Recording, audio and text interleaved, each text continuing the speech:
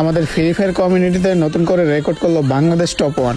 মাত্র একটা ভিডিও দিয়ে 3 লাখ প্লাস ফলোয়ার বানাইতেছে এবং কি 4 লাখ লাইক। কিছুদিন আগে বাংলাদেশ টপ ওয়ান রে কত মানুষের নিচে নামাইতে চাইলো, কিন্তু নিচে তো নামাইতে পারলো না, আরো হাইপে উঠে দিল। কথায় আছে না, যাকে দেখা মানুষ জ্বলে, যাকে মানুষ নিচে নামাইতে চায় সে অনেক তাড়াতাড়ি অনেক উপরে উঠে যায়। নিচে নেমে থাকে তারাই যারা কিনা মানুষকে নিয়ে সমালোচনা করে, মিথ্যা আলোচনা ছড়ায়। রাত ভাইয়ের যেমন ভিডিও দেখি তেমন তার মন মানসিকতা অনেক ভালো। তার কারণ কি, এই যে উবাইদুল আর হচ্ছে বাংলাদেশ টপ ওয়ানের কন্ট্রোভার্সিতে দেখতে পারলা বাংলাদেশ টপ ওয়ান কিন্তু মিলতে চাইলো, কিন্তু সান্ডার ছেলে উবাইদুল মিললো না।